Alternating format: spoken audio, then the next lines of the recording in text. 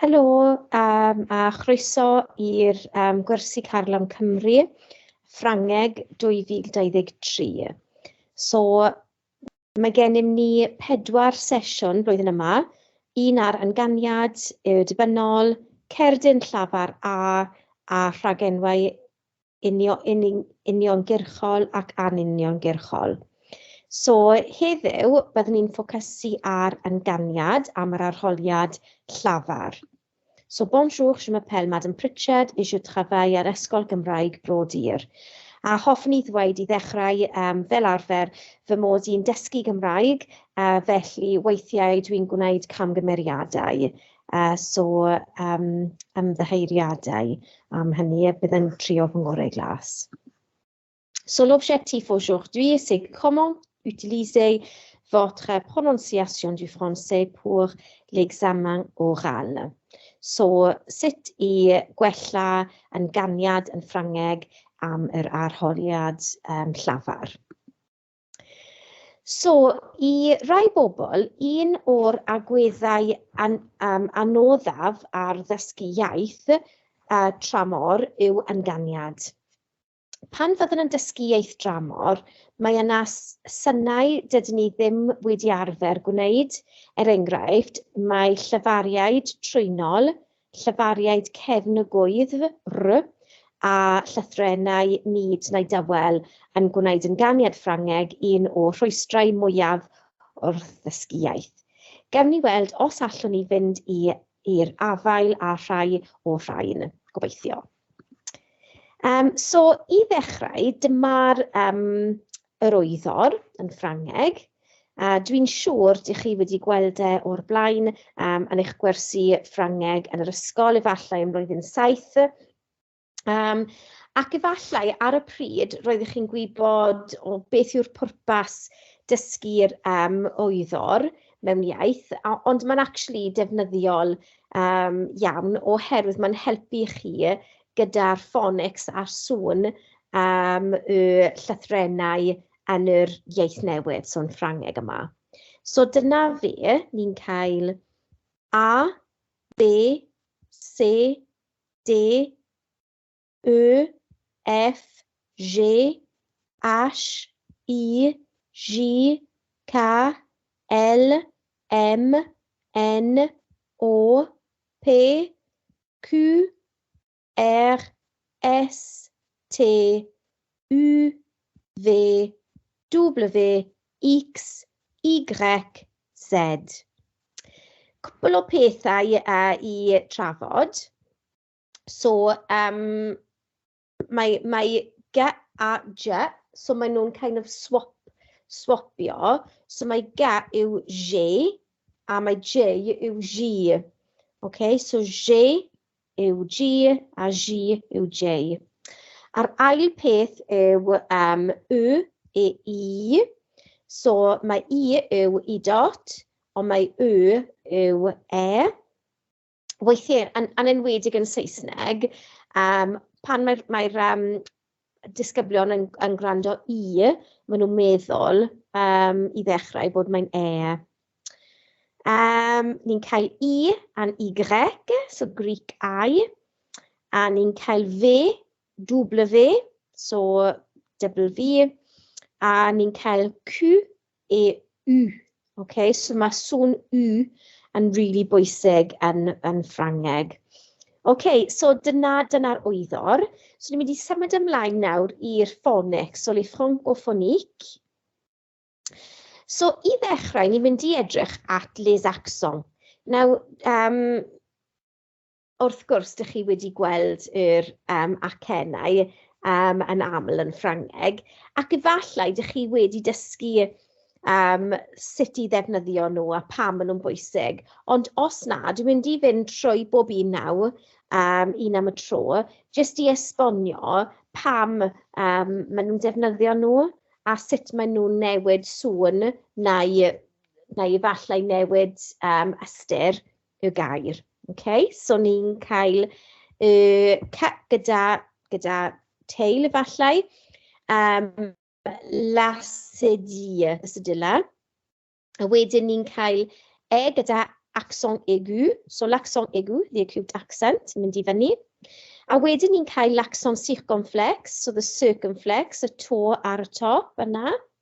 A wedyn ni'n cael l'accent grave, sy'n mynd i lawr. A wedyn ni'n cael y dau dot, le tréma, amlawt, ar y top o e, i, u. Okay? So dyna rhestr o'r acennau a ni'n mynd i fynd trwy un am y tro nawr. So, pwrpas lased i, y sydyle, yw newid yr ynganiad o c caled i c meddal.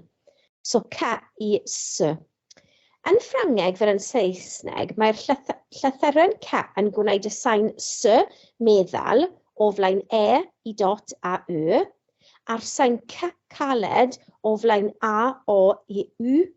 Felly, mae sydyle yn meddalu'r c os mae'n dilyn gan a o u. Okay? So geiriau cyffredin a sydyle yw garçon, ça va, français. So heb y sydyle, bydd yn gargon, cafa yn Ffrangeg. So fel ydych chi'n gwybod, dydy hwn ddim yn swnio'n dda. So mae'r sydyle yn rili bwysig oherwydd mae'n meddalu'r c i s. Efallai rhywbeth really obvious nawr. Dydy France ddim angen y sydyle oherwydd mae c yn dod cyn e. So mae'n meddal anyway. Fodd bynnag, yn Ffranseg, mae'n dod cyn yr a, so ni angen y sydyle i meddalu'r y c i s, so Ffranseg. Efallai mae hwn yn obvious i chi. Ond dwi jyst moyn esbonio, cos efallai dydych chi ddim wedi dysgu fe o'r blaen. So mae'n neis i gwybod pam mae rhywbeth yn digwydd a sut mae'n digwydd. Weithiau mae Ffrangeg yn defnyddio'r sydyle yn amserau ffurf i gadw'r ynganiad yn cywir. So, enghraifft, y ffurf gorffennol o recevoir yw reçu. So, heb y sydyle bydd yn reçu, yn recevoir yn s. So, i cadw'r s, ni angen ychwanegu'r sydyle i'r c yna i cadw'r sŵn yn tebyg. So mae'r c yn swnio'r un peth yn y dau air oherwydd y sydyle. A mae'n digwydd hefyd yn yr amser presennol. So je reçois, not je reçois. Yeah, reçois, reçois, reçois, reçoiv. So maen nhw'n ychwanegu y sydyle yn yr amser presennol hefyd, as well as le passé composé yna. Okay, rhif 2 yw yr accent aigu, yw'r marc acen Ffrangeg mwyaf cyffredin. Dim ond dros y llythyren e mae'n ymddangos. Mae e gyda acen aigu, gyda'r acen acute yn cael ei ynganu fel e. So meddyliwch am y ffordd ydych chi'n dweud y llyfariaid mewn way a say yn Saesneg, a na stopiwch cyn cyrraedd y y, y sain olaf. So e, way, say. Par exemple, café. Geiriau cyffredin ac acen acute yw je suis allé, fatigué, amusé. O, dwi wedi anghofio'r acen yna, sori. Dyle fe fod acen aigu, acute yna ar y top. Fel arfer, mae'r acen acute yn dangos bod mae'n defnyddio'r amser gorffennol, ond dim bob tro. Rhif 3, mae'r acen graf, l'accent grave, yn cael ei defnyddio gyda a, e ac u. Mae ganddo gwahanol defnyddiadau. So, pan mae'n ymddangos uwchben e, rydych chi'n ein ynganu fel yr e yn ber yn Saesneg. Pan mae'n ymddangos dros a neu i bedol, mae'n cael ei ddefnyddio i wahaniaethu rhwng dau air gyda'r un sillafiad, so fel w neu w ac w, so w yw neu a w yw ble. So mae dau gair gyda'r un sillafi, ond gyda dau ystyr. So mae'r acen yn ddangos y wahaniaeth rhwng y dau gair. homonyms ydyn nhw. So a ac a gyda acen.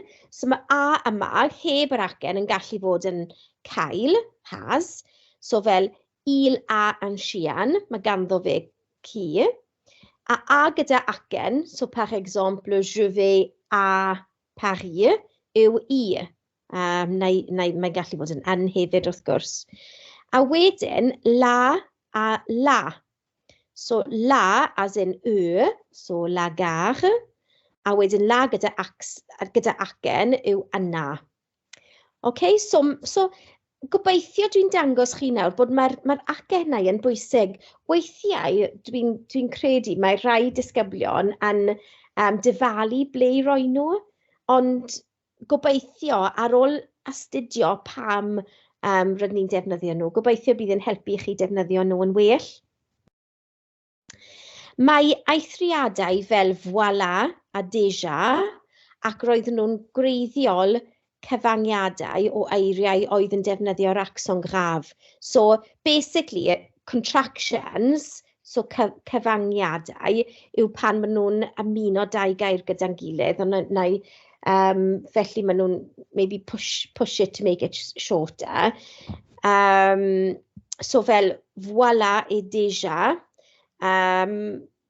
Mae'r acen yw just yna fel historic reason. Mae gan rhai geiriau fwy nag un acen, fel ydych chi'n gwybod, dwi'n siŵr. So fel élève, déjà, préfère, préféré. So élève yw disgybl, so mae un yw accent aigu, et puis accent grave. So élève, un yn mynd i fyny, un yn mynd i lawr. So meddwl am y sŵn, a wedyn déjà, barod, a wedyn préfère a préféré. Okay? So préfère, so par exemple, je préfère mae'n well dy fi. A wedyn préféré yw hoff. So pryd mae'r bob acen yw accent aigu, mae'n hoff. Okay? Mae rhai disgyblion yn ffeindio fe anodd i deall y wahaniaeth rhwng préfère et préféré.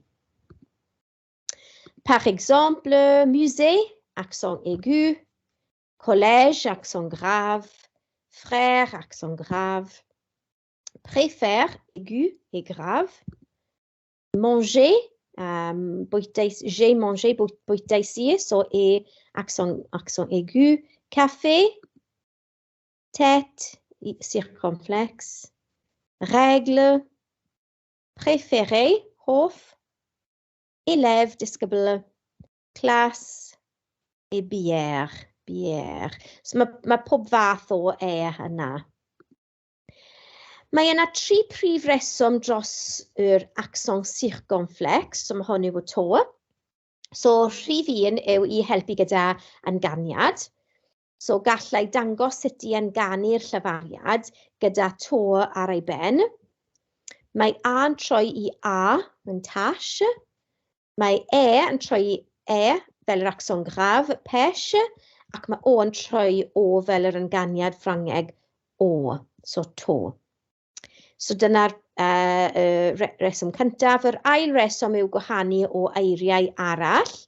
So mae'n helpu gwahaniaethu rhwng homonymau fel du a du, sur a sur, mur a mur. Fel welon ni gyda yr accent grave, mae'n yr un peth beth. Mae 2 gair gyda'r un sillafiad. So rydyn ni'n defnyddio accent circonflexe i gwahaniaethu rhwng y 2 gair. Okay? So gobeithio mae hwn yn helpu. Ac y trydydd reswm am y accent circonflexe yw dynodi llythyren ar goll. So weithiau mae'n weddilion o'r gorffennol, remnant of the past maen nhw'n dweud.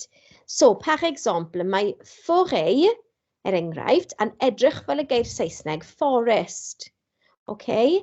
Yn nhermau ieithyddiaeth, mae nhw'n cognate. Dwi ddim yn siŵr os mae hwn yn y gair cywir. Dwi wedi ffeindio fe ar-lein, cognate. Mae rhai o'r iaith Saesneg a Ffrangeg yn dod o Llundain, Lladin.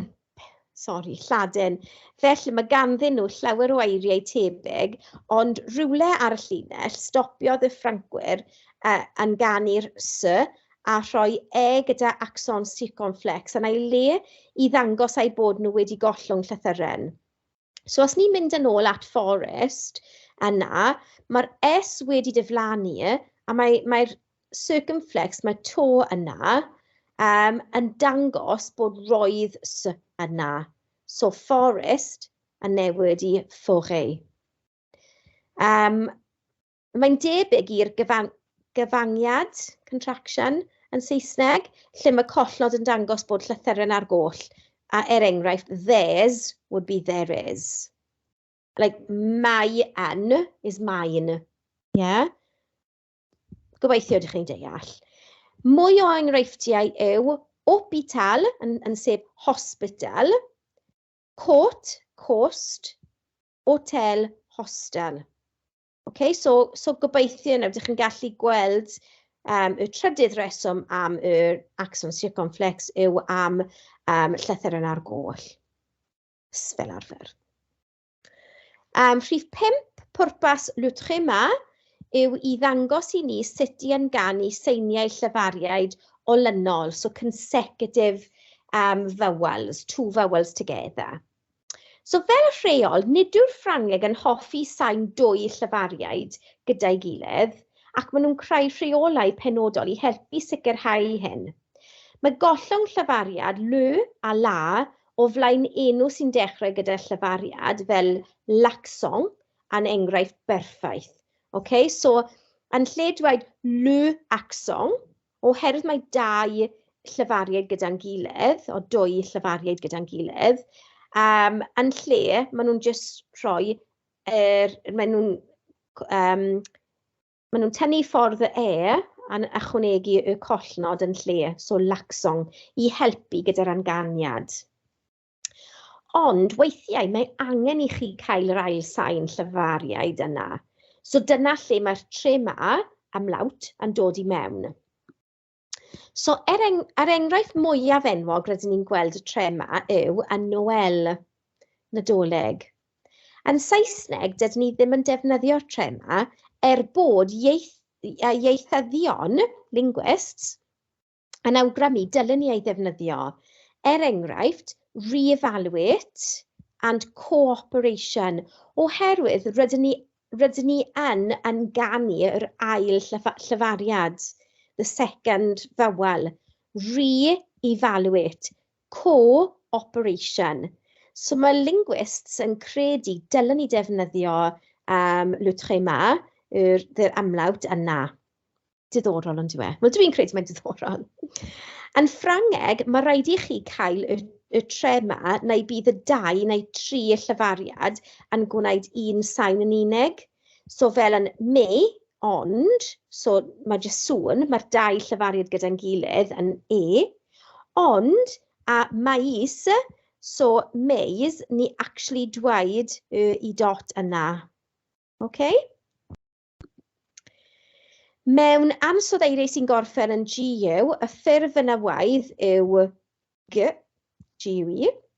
Problem yw, mae G yn cael ein ganu fel G yn unig fel yn y gair Saesneg feg.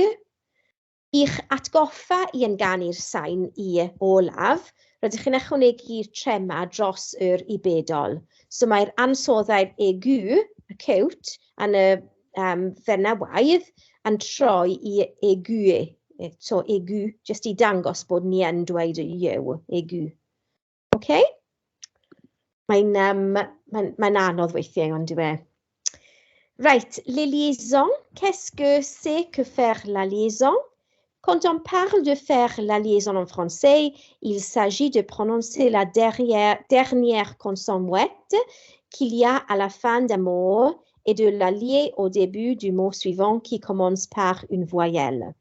Okay. So, cyswllt, liaison, they connect two sounds together, yw pan fyddwch yn ynganu cysyniaid, consonants olaf, rhai geiriau, os mae'n cael ei ddilyn gan llyfariad neu llythyren H. Enghraifft yw, le, enfant, yn dod i les enfants. So, oherwydd mae'r S dywel, mae'r silent S yna, yn dilyn gan llyfariad, A, E, I, O, U, neu H, byddwch chi'n dweud y S, wel, mae'n fel Z sound, a rydyn ni'n rhoi nhw gyda'n gilydd, neu rydyn ni'n cysylltu nhw gyda'n gilydd, so mae'n liaison, les enfants. Mae'r proses hon yn cael ei alw'n l'enchaînement, cysylltu geiriau. Mae'r link yma, os ydych chi moyn, ond os ydych chi moyn help gyda ynganiad, mae llawer o fideos ar YouTube i'ch helpu chi am gwefanu hefyd. Yes, so we have un exemple, so ni'n dweud n, sef un exemple, and des exemples, des exemples. So mae S yn swnio fel Z yna hefyd i helpu'r ynganiad, so mae'n liaison. Liaison interdite, so weithiau mae cysylltiadau gwaharddedig, forbidden. So cyn weithiau, so fel on, o le, ero. Cyn ons a oui, so les ons, no cyn, les ons enfants, so cyn yw interdit, so les ons enfants, and deux, oui, et un, non.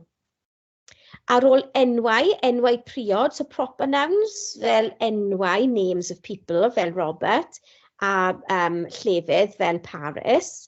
So ni'n cael Robert a Canson, and Paris et très beau. So ni ddim yn defnyddio'r liaison yna. Ar ôl enwau unigol, mon, chat, aime, jouer. So ar ôl y ta yna, ni ddim yn gwneud y liaison yna. Un garçon intelligent. Okay? Ni ddim yn gwneud y cysyllt yna. Ar ôl so avant, et après. Ar ôl adferfau holiadol, interrogative adverbs, question words, et toujours, so comment est-elle? Toujours aimable. Okay, so ni ddim yn defnyddio liaison yna. Ar ôl gwrthdroad, inversion, so pan ni'n swapio'r rhagenw gyda'r berf, so parlez-vous espagnol. Right, a wedyn le liaison facultatif, so dewisol nawr, so mae lan I chi. Mae rhai cysylltiadau yn dewisol, felly mae'r penderfyniad chi os ydych chi yn ganu neu beidio. So mae mwy o gysylltiadau yn golygu eich bod yn siarad yn fwy ffurfiol, felly mae llai o gysylltiadau yn golygu eich bod yn siarad yn fwy anffurfiol. Right, par exemple, Paul joue avec deux amis, so liaison obligatoire, deux amis, so oherwydd mae'n number a noun. Michel est un enfant intelligent, liaison interdite, enfant intelligent, oherwydd, after plural and singular nouns, here, this one, the arrow isn't quite long enough. And Pierre et son frère vont à l'école, ou Pierre et son frère vont à l'école. So mae lan I chi, liaison facultative, dewisol, so you can either say vont à ou vont à, mae lan I chi. Dwi wedi rhoi y tabl yma, dwi'n siŵr mae'n enghreifftiau well, ond dyna beth dwi wedi ffeindio os mae'n helpu chi. So, gwyrdd yw dych chi'n defnyddio'r cysyllt a mae coch dych chi ddim yn defnyddio fe. Mae rhai llythrennau yn newid synnau. So fel mae dy yn dod I ty, mae ff yn fy, s yw z, a mae x yw z hefyd. Okay? Mae'r gweddill yn aros yr un peth. So yma, ni'n cael yn grand escargot. Okay? So mae ty yna, yn grand escargot. So mae dy yn newid I ty, os mae'n liaison. Deux enfants, so mae X yn newid I Z, deux enfants, oh pardon, I've done the Arabs the wrong one there, deux enfants. Je suis heureux, mae S yn dod I Z hefyd, so je suis heureux, et puis j'ai mes amis, mae S hefyd yn newid I Z sound. Nesaf, mae'r guttural r, okay? Mae'r guttural, so I fi mae'n swnio fel mae cath sy'n pyrren, nhw y sôn pan mae, os mae'r cath yn hapus. So yn aml, mae'n cael ei ystyried yn heriol ac angen ymarfer. Mae'n cael ei ynganiad fel anghefn y gwddf trwy ddirgrynu gwraidd y tafod yn erbyn y gwddf. Dwi ddim yn siŵr os mae'r llun yna'n helpu o gwbl. Dyma rhai enghreifftiau. So ni'n cael rue, regarder, partir, respirer, frère, rouge. Okay, so mae'n cymryd amser I ymarfer dwi'n credu. Ond mae'n weithiau os ydych chi'n gwneud e gormod, mae'r llwnc yn nafi. Okay, les lettres mouettes, so I fod yn onest, dylen ni wedi gwneud y sleid yma cyn les liaisons. Sorry. So, dans certains mots, il existe des lettres qui ne se prononcent pas. Ce sont des lettres mouettes. Ici, il y a deux images. Mae yna dau lluniau yma. Dau llun, sorry, yma i'ch helpu chi.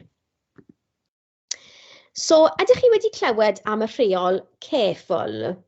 So, os mae'r geir Ffrangeg yn gorffen gyda c, r, f neu l, cytseiniaid, mae'r llythyr yn olaf yn cael ei ynganu fel arfer. Fel arfer, ie. Os ddim, mae'r llythyren olaf yn dywel. So mae geiriau sy'n gorffen gyda b, c a q hefyd angen cael ei ynganu. So fel le club, yn steak, yn sanc. Okay? Ond, nid yw rhan fwyaf o llythrennau cytseiniaid eraill yn cael ei ynganu ar diwedd y gair. So enghraifft, foie, dragon, parfum, cou, riz, deux, vin, stylo, oiseau. So mae'r llythrennau oren yna yn dywel. Wrth gwrs, fel gyda mwyafrif o reolau gramadegol, mae yna eithriadau, un truc, le chef, avril, a mae berfau sy'n gorffen yn e, r, cael, r, distaw neu dawel. So, aimer, manger, tuer, ni ddim yn dweud y r yna, fel chi'n gwybod dwi'n siŵr. Autre symphonique important, so syniau ffonig bwysig arall, nawr. So, ni'n cael ei yw e fel j'ai, les, fait, ein, un fel pain, américain, en yw on fel anglais, français, on, eu yw o, jaune, au revoir. Mae c gyda'r sydilla, fel ydych chi'n gwybod, ni wedi trafod hwn, yw ça va, français, garçon. O, pardon, mae yna llythrennau tawel yna hefyd dwi wedi dangos. CH yn sh, so cheval, chian, chat, chateau. Ta yna'n dawel. A hefyd, ar diwedd y gair yn dawel, so sio, canard. Fel le, je, ne. Gyda accent aigu, neu z yw e, fel café, jouer, aller, cinéma. E gyda accent graf yw so père, mère, frère, collège. O, i yw, o, bo. En yw on, fel on, ou comment, Henri. Yw fel deux, jeudi. Ga neu G yw ga fel garder dialogue. Ond mae ga e yn je, fel génial rouge. Okay, so mae'n dibynnu pa llyfariad yn dilyn y ga. GN yn fel Espagne a Renier. Mae H ar y ddechrau yn dawel, so oui, Amster, hôtel, hôpital, heureux, and heure. Mae I, S yn I, fel il, avril, merci, biologie. ILL yw I, so ville, famille, no vie, famille. IM yw am, fel impossible, important, imbécile. IN yw un, fel juin, 5, lapin, 20, intéressant. Je, jouer, déjeuner.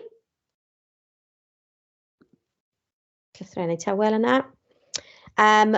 On yna, fel bonjour, mon, bon, 11.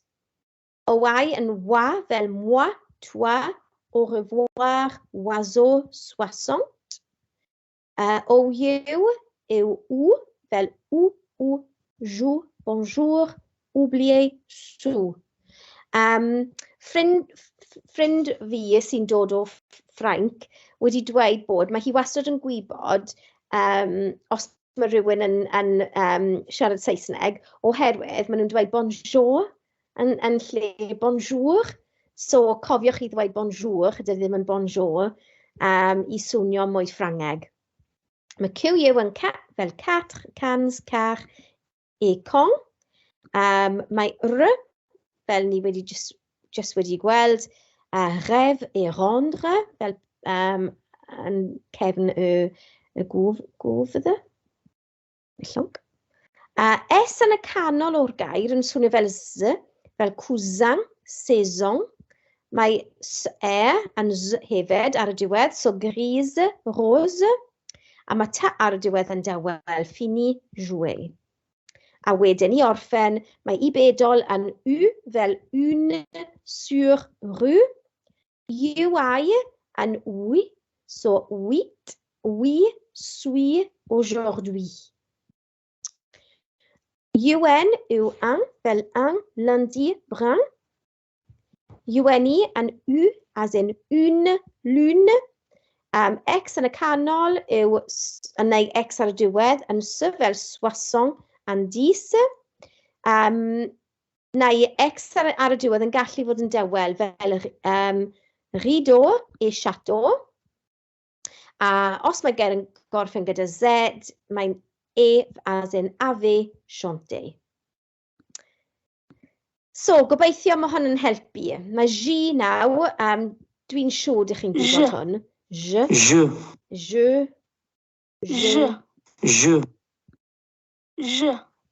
Bonjour. J'aime. Okay. Na mae hwn yn rili bwysig.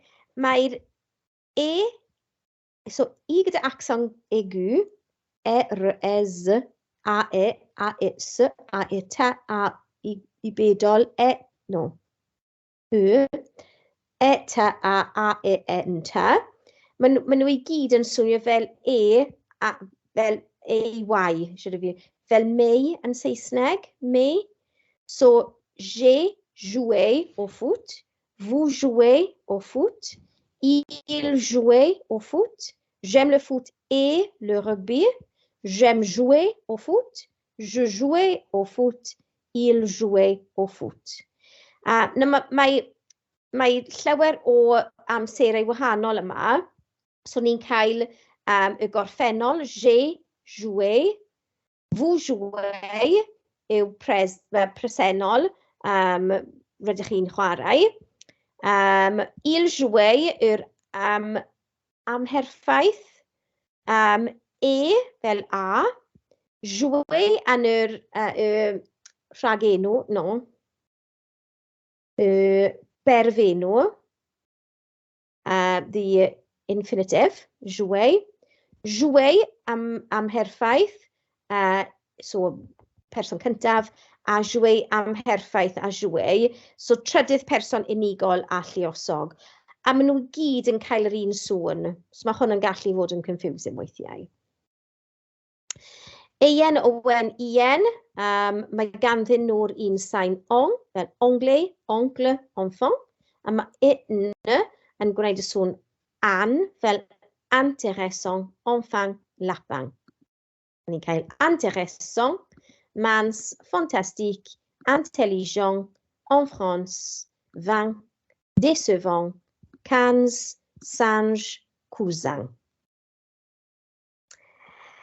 Hefyd, le poisson, le vin, le jeu vidéo, les ciseaux, les dents, le pain, le midi, la poule, la lune, la maison, la tête, la sorcière, la gorille, les frilles, Espagne, la pollution, la question, le requin. Llawer o swnau wahanol, synnau wahanol. Dyna rhestr o'r geiriau, felly yn y gwers byw ar ddechrau mis Chwefror, ni'n mynd i fynd trwy nhw i weld os ydych chi'n gallu ynganu nhw yn gywir.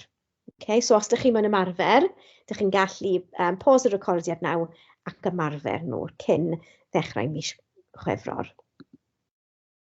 Ac i orffen, dwi'n mynd gwneud rhywbeth hwyl, ac eto ni'n mynd i ymarfer nhw yn y gwers byw ar ddechrau mis Chwefror, ond dwi'n mynd i fynd trwy nhw yn gloi nawr, felly rydych chi'n gallu ymarfer nhw cyn mis Chwefror. So, les virlangues peuvent être un bon moyen d'améliorer la prononciation. So, maen nhw'n tongue twisters. So, par exemple, toi, tortue, trotter sur un trottoir très étroit. So, tri crwban yn trot ar y pavement sy'n syth iawn, dwi'n credu. So, 3 tortoises trot on a very straight pavement. So, mae'n jyst i ymarfer sŵn, okay, so mae ta yna. Dwi'n credu mae'n eitha hwyl. So, allons-y. So, dyna nhw, ac unwaith eto, ydych chi'n gallu pause a ydych chi'n gallu ymarfer ddweud nhw, okay? So, ni'n cael, à chacun son choix se dit sa sœur Sylvie suivant son chemin. Ce vers, c'est vers, c'est versé, c'est vers, vers. Je cherche, cherche. 5 chiens chassent 6 chats. Ton taton, taton, taton. La mule du juge bute contre le mur. Ce glougu a voulu tout ce qu'il a vu sur le menu. La robe rouge de Rosalie est ravissante. Lily lit le livre dans le lit. La sole a salé son lit, mais la mère a lavé le lit que la sole a salé et la sole rissole dans la casserole. On part de la gare Saint-Lazare pour les ports de la mer du Nord. Que c'est crevant de voir crever une crevette sur la cravate d'un homme crevé dans une crevasse. Mind boggles. Si ceci se sait, ses soins sont son succès. Son chat chante sa chanson. Posez vos gros pots d'eau au chaud. Toi, tortue, trotter sur un trottoir très étroit. Ni barod wedi gweld hwn. So mae hwn yw tipyn bach o hwyl dwi'n credu i ymarfer yn ganiad. Mae llawer mwy ar-lein os ydych chi moyn. So, comment réussir? Y peth cyntaf dwi'n mynd i dweud yw ymuno Duolingo ar-lein. Dwi'n credu mae'n rili defnyddiol i helpu gyda'r anganiad. Dwi wedi dysgu fy hun Sbaeneg, a dwi'n defnyddio Duolingo i helpu fi gyda'r anganiad, cos weithiau, ydych chi'n gwybod beth yw'r sŵn y gair, ond pan ti'n gweld, dwi ddim yn rhoi yr straen yn y lle cywir neu rhywbeth fel yna. So mae Duolingo yn really helpu gyda'r ynganiad yn fy marn i. Mae llawer o wefannau ar-lein i'ch helpu chi, llawer o fideos ar YouTube. Gwrando ar ganeuon Ffrangeg, podleidiadau, podcasts neu fideos. Darllen testunau neu llyfrau yn uchel. Cos beth dwi'n credu yw, pan dwi'n darllen rhywbeth yn fy mhen, dwi'n swnio'n rili dda. A wedyn, pan dwi'n dweud yn uchel, aloud, mae ffordd arall i ddweud aloud, ond dwi'n credu. Anyway, pan ydych chi'n darllen fe, ydych chi'n actually siarad fe, weithiau dwi'n credu, dwi'n swnio'n well yn fy mhen. So mwyaf ydych chi'n dweud ymarfer siarad a darllen fe ar goll? No, not ar goll, dwi'n siŵr. Anyway, aloud, mae'n really helpu chi gyda'r ynganiad. Gwylio ffilmiau neu raglenau teledu Ffrangeg i clywed y swnau, clywed yr acennau. Ymarfer siarad Ffrangeg yn uchel gymaint â phosib i wella eich hyder, yn y cawod, yn y car, os ydych chi'n mynd am dro gyda'r ci, yn eich stafell wely, just i codi hyder, i ymarfer yr ynganiad, ac adolygu reolau. So, vous avez des questions. Os mae gennych chi cwestiynau, please dewch i'r gwers byw ar ddechrau mis Chwefror a byddwn ni'n trio helpu chi os bosib. So, l'objectif, comment améliorer votre prononciation du français pour l'examen oral. Gobeithio ni wedi helpu chi gyda'r ynganiad yna. So, i orffen, hoffwn i ddweud bon chance, pob lwc am yr arholiadau, et au revoir.